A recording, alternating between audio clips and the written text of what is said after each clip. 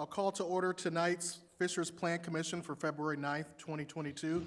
Please join me for the Pledge of Allegiance.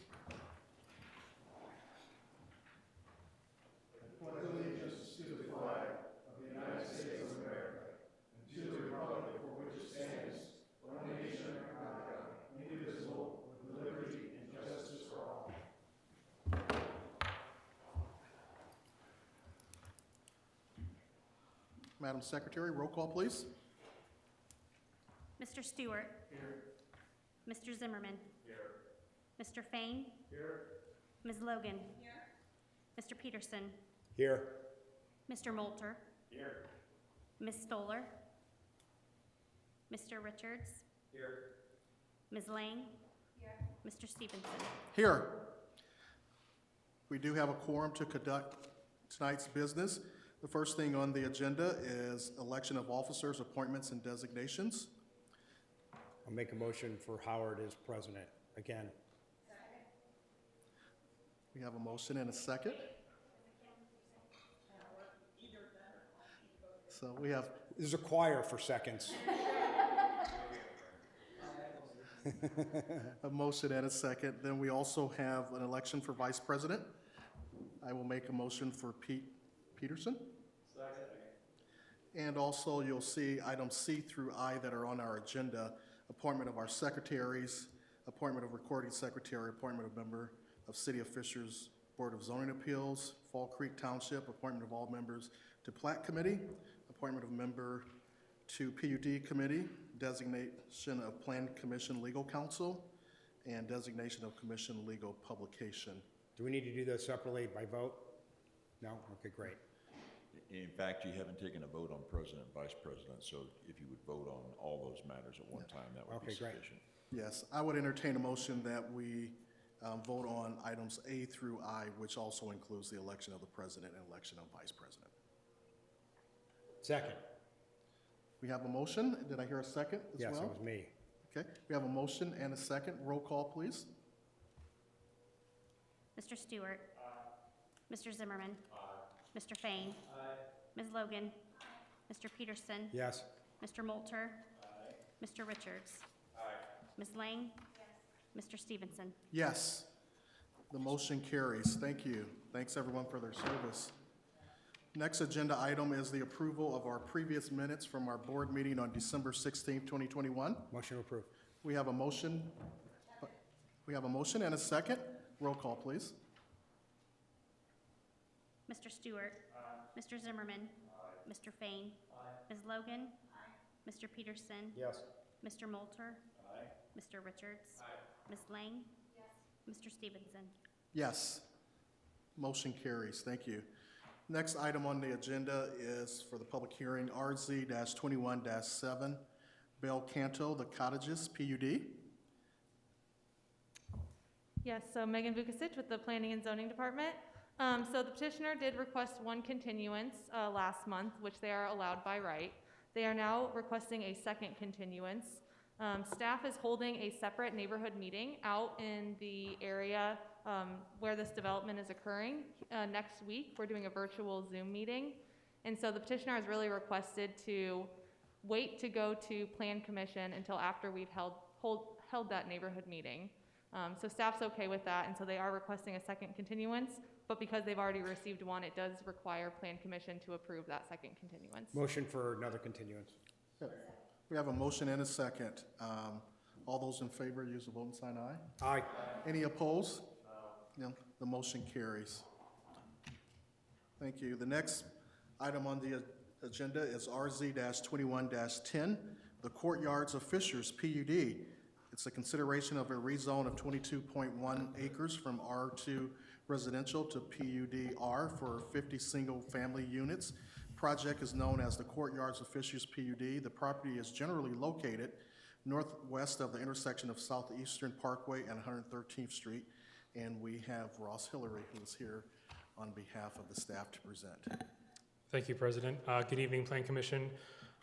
Like President Howard Stevenson said, Ross Hillary, City of Fishers, Planning and Zoning Department. Before you tonight is RZ-21-10, which is the Courtyards of Fishers. They are seeking a rezone petition.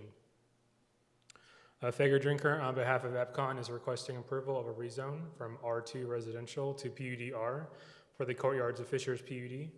This petition seeks to rezone 22.1 acres of vacant R2 land to PUD-R to permit the construction of a 50-lot, single-family, age-targeted residential subdivision. The current land use is vacant. The Plan Commission would be most familiar with this. This previously was part of the larger Grantham project, but was previously removed. The location of this development is located at the intersection of East 113th Street and Southeastern Parkway, shown here. And then I will zoom in here to show you again, it's near that intersection. Here is the concept plan for the PUD, which includes a pedestrian connection to the Grantham development to the west. This will include 50 lots in total. We'll also include a trail connection along 113th and Southeastern Parkway, as well as the dedication of right-of-way for intersection improvements. You'll see there that the intersection is a little wider than it currently is. We'll include one permanent entrance along Southeastern Parkway, and also include one EMS entrance along 113th Street. Here is a rendering of how this product is unique, where the homeowners actually use the side yard of the home, creating that courtyard. This particular instance is one example of where this type of product does not fit currently within our R2 or the proposed underlying R5 zoning districts, and that would require PUD, which is what they're seeking tonight. With the requested reduced setbacks, downspouts for these homes will be connected to the overall drainage system for the development, and each homeowner will have the opportunity to opt into the Department of Public Works Rain Barrel program. Staff did want to provide a side-by-side of the proposed standards versus the underlying UDO R5 standards. You'll see here a reduced lot area, reduced lot frontage, front, side, and rear setbacks, and an increased maximum impervious area of the lot.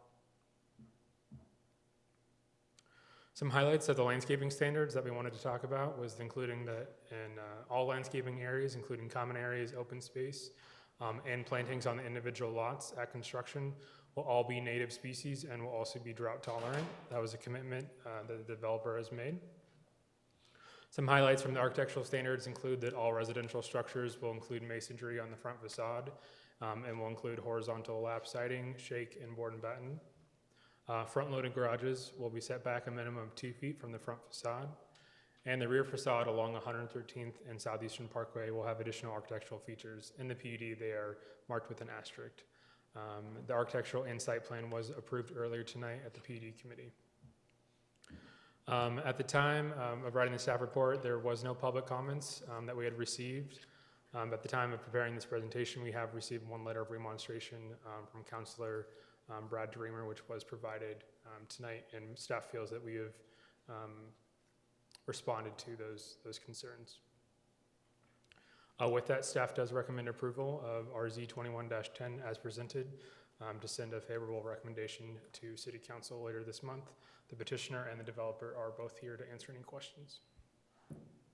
Thank you. Any questions of staff at this time? If not, we'll hear from the petitioner.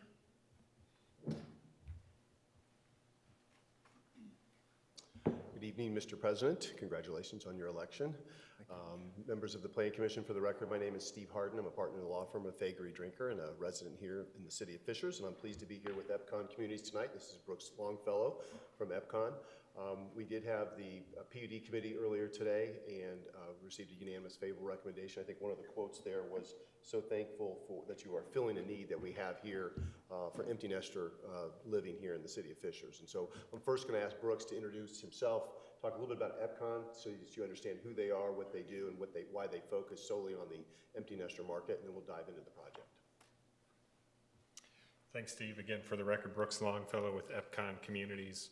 EPCON Communities just celebrated our 35th year in business just this past year. And one of the unique things about EPCON is we, over that course of those 35 years, have only built for the empty nesters. So we have that entire time focused on that segment of the buyer pool and taken a lot of time and energy to survey our customers, understand from the marketplace what the needs are for those people, and make sure we are incorporating in our floor plans as well as our neighborhoods those features that are important to our buyers. As we look at our buyers in really any of our communities that we've built, the average age is right around 69 years old. And the majority of our buyers come from 3 to 5 miles away from the community that we're building, and they're looking to move out of their larger home into a downsized situation that's more accommodating to their needs for where they are in their life. The next biggest segment of the buyers that come into any one of our communities again are grandparents that are moving close to their children, and so that they can be close to the grandkids and enjoy the grandkids as they're going through that stage of their life. So again, with these, as we've evolved the product over the years and improved it, we have arrived at this courtyard style that you've seen here this evening. And one of the main features that is very important to our customers is this outdoor living component. And as you've seen a minute ago, it's off to the side in the side yard. It does a few things for them. It gives them a great space to enjoy outside. It allows them to have a lot of privacy as they enjoy that space. They're not in the rear yard in the fishbowl that exists in a lot of communities with people looking back at them. And it also allows us to introduce a lot of windows along the side of the home and introduce a tremendous amount of natural light into that home. Throughout the inside of the home, you'll find a lot of features that are accommodating to this buyer group as well. You know, one of the things we tout is you can pull into the driveway of your home. You can walk into the home through the garage or the front door with a zero entry. Walk through the home all the way into your master bedroom, into the shower without taking a single step. Thus allowing people to live in that home as long as they possibly can until the point to which they need some assistance. We have wider hallways, wider doorways. We offer universal options for those that's important to. Again, allowing these people to be able to stay in their home until they absolutely have to have that assistance and can't stay there any longer. We maintain the outside, the landscaping. We remove the snow for them and just allow them to enjoy life and not have to worry about lawn care. If they're a group that likes to spend time in another part of the country during certain portions of the year, they can confidently lock the door and go away for that period of time and know that their home's going to be taken care of while they're gone. So we take a lot of pride in serving this group and only this group, and have arrived at the product that we have over these years through understanding what their needs are. Thank you. Brooks, could you maybe just talk a little bit about I think we hit everything except maybe the price point. What do you anticipate the price range and average? Yeah, thank you. The starting price in this community is going to be around $425,000. The largest plan would start at $650,000. And after we have all options and selections that the customer would make, our average sales price will be just over $600,000. Thank you, Brooks. When we were sending out our invitations to meet with the neighbors, it was right at the height of Omicron, so we invited everybody to, if they wanted to meet in person, to let us know, and we had a few neighbors that wanted to do that, and we were happy to talk with other people if they wanted to, virtually or on the phone. We met with Mr. Sunderman and Mr. Moore in particular. They had asked if we could we asked them, what else would you like to see? Is there anything you'd like to see different? They asked if we would, if EPCON could agree. I don't know if I can magically make this appear somehow. We'll see if we can. So hopefully you'll see, they asked on the perimeter landscaping, we had a planting ratio before of 4 evergreen trees, 3 shade trees, and 3 ornamental trees for every 100 feet. They asked if we could change that, get to remove the 3 ornamental trees and add 4 additional evergreen trees for every 100 feet.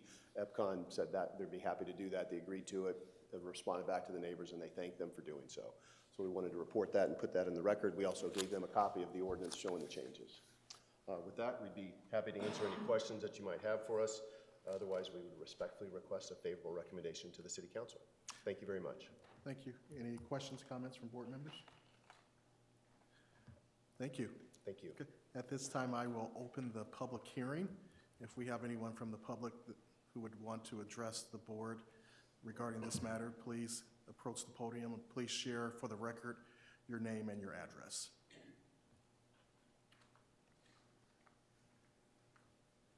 Doug Allman at 16124 East 126th Street.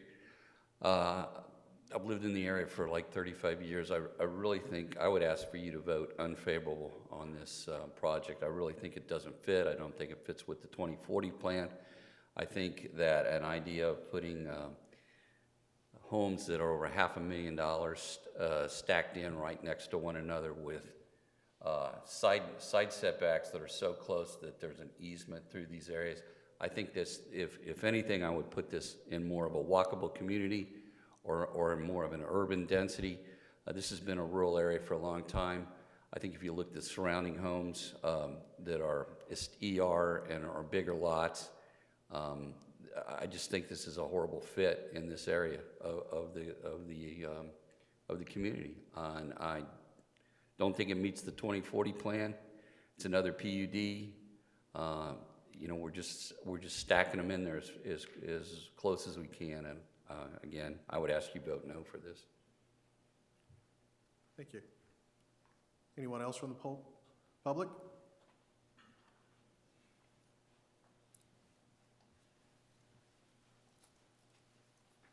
Good evening, guys. My name is Eric Moore. I live at 16478 Southeastern Parkway, I guess just north and east of where the project is. And I think, first of all, I want to say Brooks, I think, has done a fine job of reaching out to the neighbors. He's a nice guy, and I do think that this project is significantly better than the crap that was proposed by Grantham, so that certainly would be an upgrade.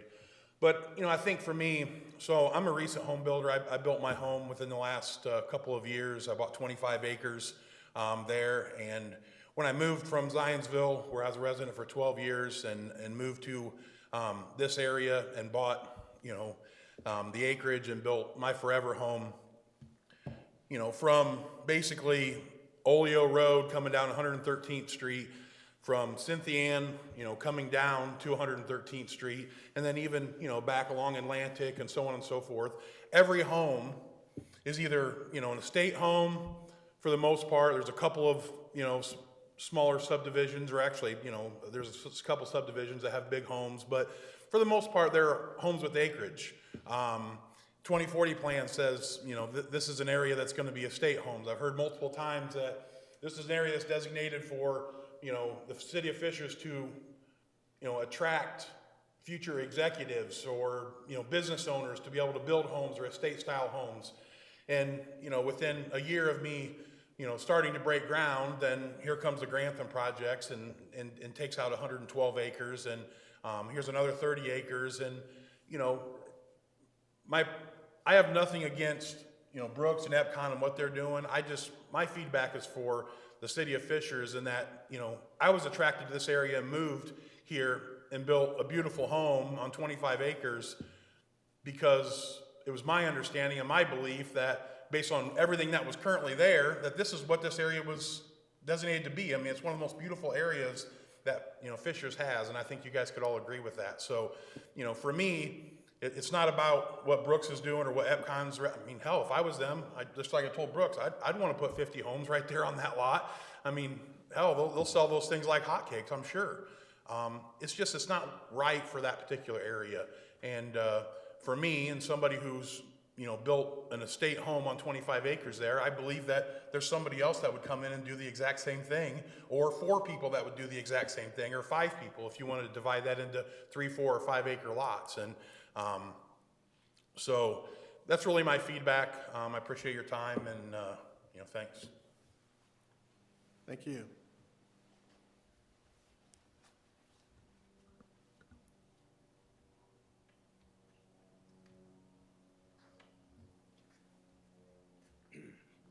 My name is Roland Schlote, 16501 State Road 238. That's what it used to be, but Southeastern Parkway, of course. Been a long-time resident there for 40 years.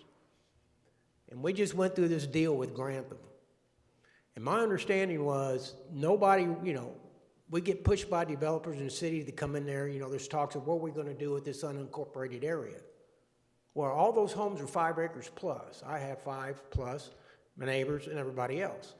Grantham came in there and tried to develop on both sides of me, 10 acres to my south, and they got the 117 acres that they wanted for Grantham. Part of that deal was that they retracted the 22 acres into 10 acres of the 6,000 square foot lots, which they're proposing now. There's 6,000 square foot lots, 6-7 houses per acre, okay? And so they came in and retracted that, as part of the approval process.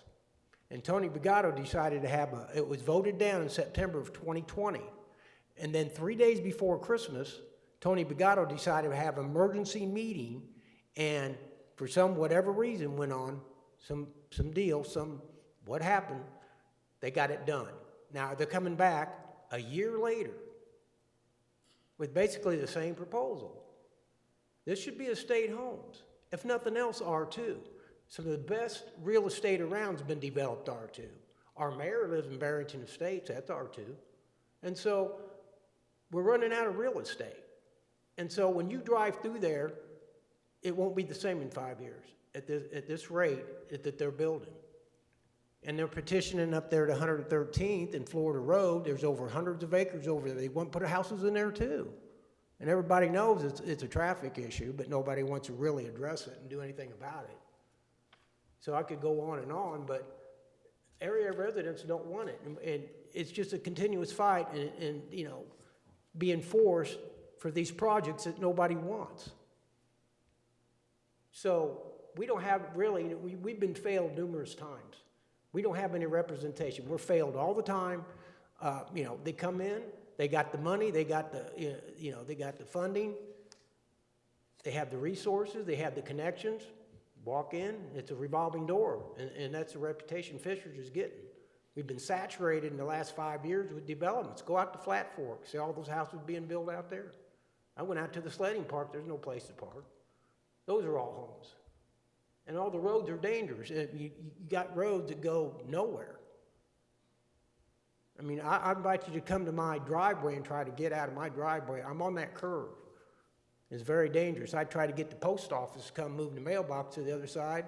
They said, we don't want to put our mail carrier in that position. It's so dangerous. We don't want him on that side of the road. So there's, I think they'd want to put a halt on some of these projects in the future to stop some of this. And we have numerous subdivisions. Grantham hasn't even started yet. And they went in behind me and took out 3 acres of trees on my boundary line. And so, they want to talk about, well, if you develop at R2, they'll cut down every tree. No, they won't. A good developer, wooded lots are the premium price. Everybody knows that. So when they came back and cut all those trees down behind me, all the wildlife's gone, the deer are gone, the hawks are gone. And all I see now, I'm in elevated view, I'm just going to see rooftops. That's it. That's all I'm going to see. And so I think, maybe you guys would want to take a step back a little bit and say, wait a minute, what are we doing here? Because that's why people come out there. If it wasn't for that stretch on 113th and all that, southeastern in that area, it'd be just like any other city. And Pete even admitted what they did over there on Cynthia Ann Road, they destroyed it. So, yeah, you got the ag park, and that's, and you're going to flood it with houses.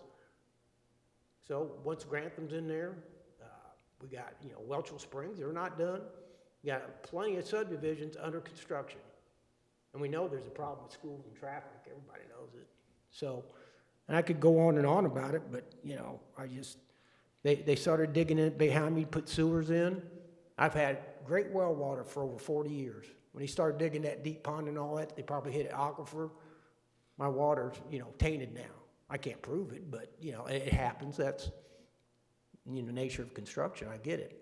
But now I have the new neighbors that bought next to me, the 16-acre parcel that McGuire's, you probably remember this, was part of that 10-acre proposal by Paul Rio. And they retracted that because we're going to approve Grantham if that's removed. And here we are again. And they bought it, and I found out that now they're wanting to develop it. So now it's the same thing. Less than a year ago, I'm going to have homes on two sides of me again. So where does it stop? I mean, we just going to keep going? You know, my new neighbor, I'm lucky I have Eric. He's built a beautiful home. And I guarantee you there's some gated communities around here. If you put in some half-acre, one-acre tracts, I guarantee you every one of them be sold. You need to let some of the custom builders come back in here. There is none anymore because they're all tract homes. They're production homes, let's face it. So if you gave the opportunity like this 22-acre parcel, I guarantee if there was one-acre tracts in there, these custom home builders would buy them up and they would be gone, just like that. And they'd be custom homes, it'd be nice homes. Thank you, So, sir. Thank you. Thank you.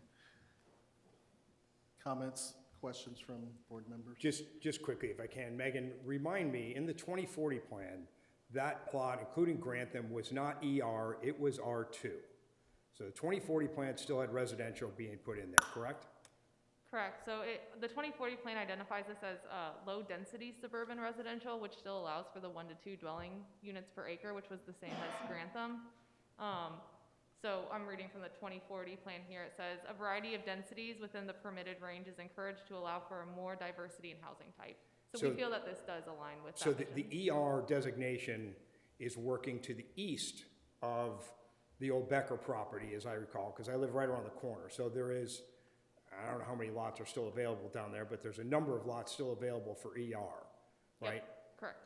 And certainly I understand all the neighbors down there and all your concerns, and just to put this in some sort of context, you know, back when I went to Ball State originally, way back in 1979, okay, the 116th, there's gravel past Cumberland Road. I get it. I understand. I live out there. I'm living in a semi-custom tract home, if you will. We have a lot of people wanting to come to Fishers for the things that we provide. We have a housing shortage that we just got a housing study. It talked about the housing shortage. Roland, I get it. You've been here forever. You've got a beautiful home up there in the corner. And, you know, sir, your house around the corner buying that big lot, I get it. The problem which we face here on the Planning Commission is that I can't take away land rights from somebody. I can't. We'll get sued, right? They have a right to do with what they want to their property. They got to come back and ask for permission to do things, and they have to ask for permission to do things in a correct manner. One of the recent things that came out in the housing study is that we were vastly short of age-up homes, vastly short, right? So I look at these projects pragmatically and understand what you guys are saying. I get it. I live out there in you know, where there was nothing and everything else, and there's homes all around me. I just got done plowing 110 miles worth of roads the other day. I saw all the homes. I get it. It didn't used to look like that. Problem is that we've got a very attractive city that people want to be in. We've got an attractive school system that they want to raise families in, which drives grandparents down here. I personally believe as we look at these particular projects, you know, the Grantham project in and of itself, you know, was at such a level between $600,000 and $800,000 homes, if I remember right. You know, if that's not an executive home, I don't know what an executive home is, right? You know, there's many of these individuals that don't want to spend 2 hours a day out on their tractor cutting grass. There's some that do. I'm a guy who likes to cut grass. I wouldn't mind cutting 2 acres worth of grass, right? So I get that. But there's a demand which is going on here that we have to go ahead and deal with. As I look at these particular projects and look at the price points of the projects and look at the intended use and the age that they're trying to go ahead and bring to, this is going to be such a low impact subdivision by what they're doing. At the price point it brings in what I would call a lot of quality residents into the city of Fishers. You know, that age up home which we want to have, where it has no maintenance involved, where, you know, people can move in. I've got people who moved into my neighborhood because their grandkids are down here, so they're searching for homes.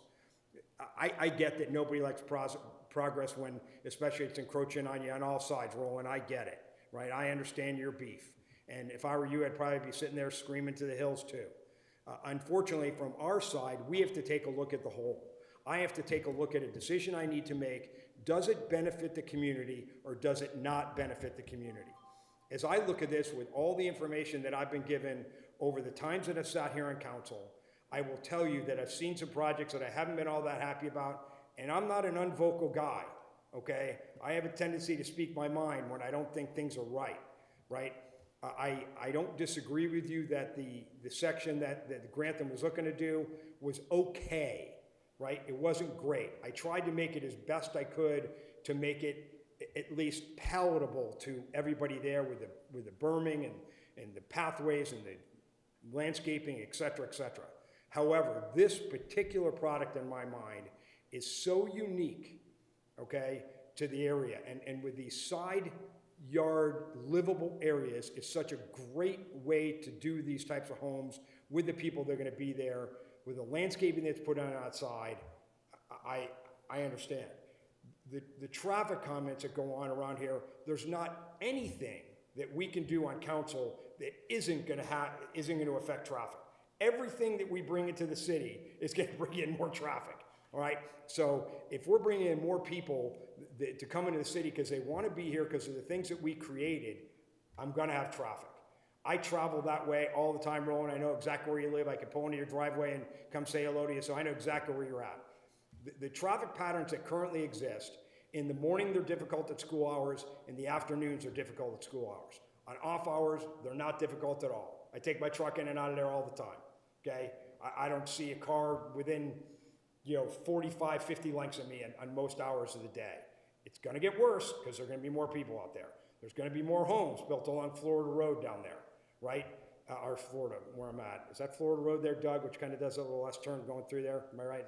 What's that road that cuts through? Is it Florida? Anyway, I can't remember the name of the road that does that little less turn there. There's homes going all through there too, right? I mean, it's gonna happen. I mean, Ann finally sold her place and she kind of acquiesced and go, I can't fight this anymore. There's progress, right? It's progress. And, we have to look at what the needs of the community are as a whole. I think it's a great project. I think they've adequately addressed the issues that we had. And in deference to my other councilman, Mr. Dreamer, who did not send me that list, so I didn't get that remonstrance until you guys sent it to me, by the way. So I was the only person who omitted from the planning commission, by the way. Once I read that, I understand Brad has got a very tight thing on this 5-foot setback. I get it, right?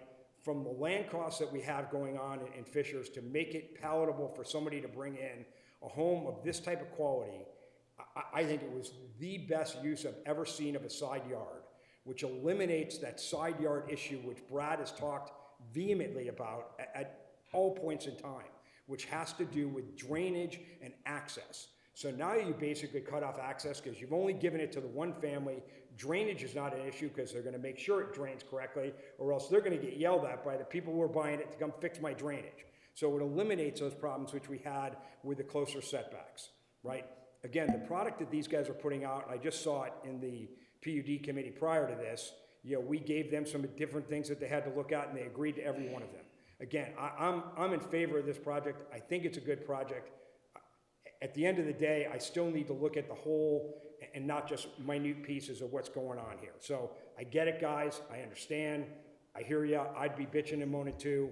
But at the end of the day, I still think for the housing stock that we have and what they're going to add to it has more benefits for the current residents and future residents which are going to be coming here to the city. May I say something? No, thanks. Thanks, Pete. Any other comments by board members? Why are they putting the state No. on Florida Road? I would entertain a motion. I'll make a motion to make a favorable recommendation to City Council. We have a motion by Pete. We have a second?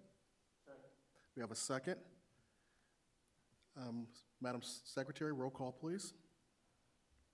Mr. Stewart. Mr. Zimmerman. Mr. Fain. Ms. Logan. Mr. Peterson. Yes. Mr. Moulter. Mr. Richards. Ms. Lang. Mr. Stevenson. Yes. The motion carries. Thank you. Next item on the agenda is TA-21-47 UDO update, consideration of a text amendment to various sections of the Unified Development Ordinance. And we have Megan for the staff to present. Yes, so I don't have a presentation prepared for this item, but it really is a minor cleanup ordinance to our unified development ordinance. So over the past year, we've had several new planners in our department that have been taking a look at the UDO standards as they review these developments, and we've identified just really minor errors that need updated, and so that's what this update is all about. If you have any questions, I'm here to answer them. Thank you. Questions? Motion to approve. Do we open this to the public hearing? Oh, yes, it Yes. does require a public hearing, yes. Let's hold off on that motion. I'll open the public hearing at this time. If there's anyone from the public who wants to address the commission as it relates to this matter, please approach the podium and please state your name and your address. Seeing none, I will close the public hearing. Motion still stands. We have a motion and a second. Madam Secretary, roll call, please.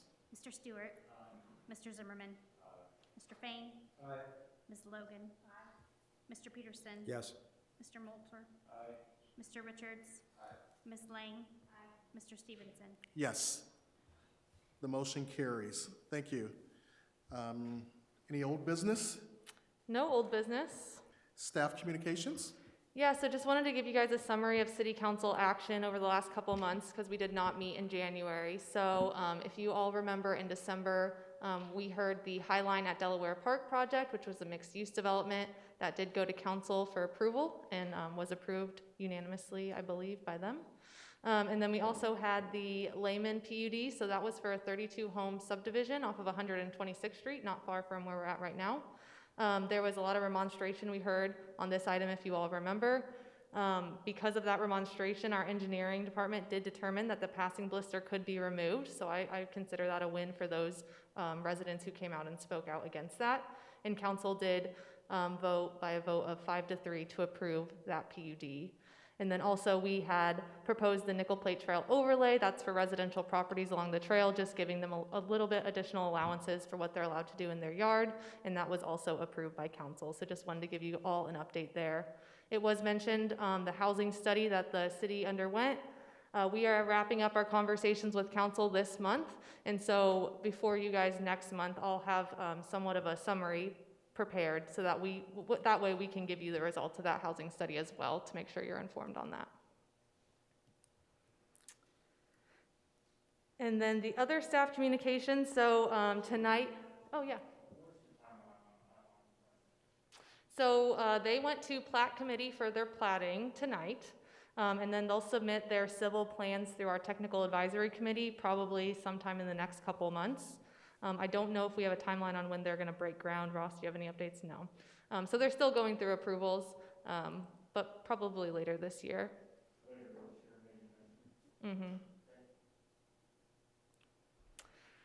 So as a part of this agenda, we are also proposing an update to the rules and procedures. So I just have a few things highlighted. Most of the updates are pretty minor. It's been a couple years since we've updated these. So one of the major changes is our public noticing. So starting this year, staff is now handling all public noticing for items that require a public hearing.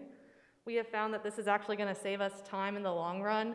Typically, when a petitioner comes to us, they're unfamiliar with our process and the public noticing requirements. We are very familiar as staff with these requirements. So instead of having to educate each petitioner on what they have to do, we have just absorbed that cost into the permitting fee, and then we're now handling public noticing. So we ensure that we're doing it properly. We're really saving everyone time. Petitioners are very excited about it, and so is staff. So that is one of the major changes. Megan, may I interrupt you on that? Yeah. I just have to comment.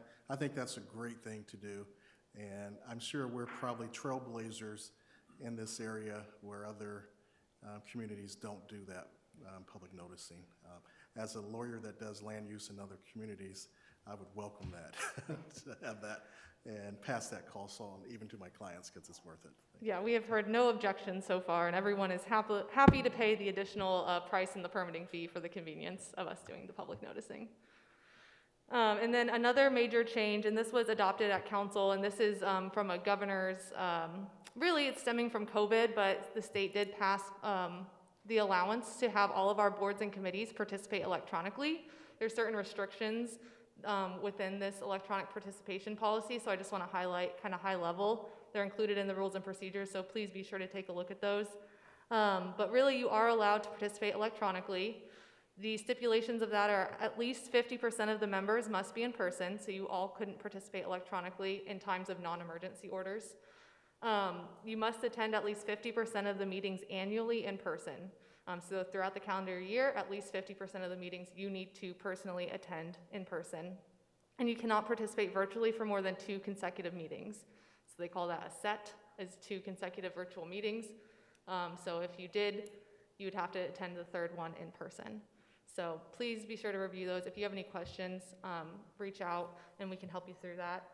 With the rules and procedures, it does require your signature. So we are going to send out a DocuSign for you all to sign officially. But if you all are okay with these updates, we would recommend that you suspend the rules and just adopt tonight instead of waiting till next month to approve.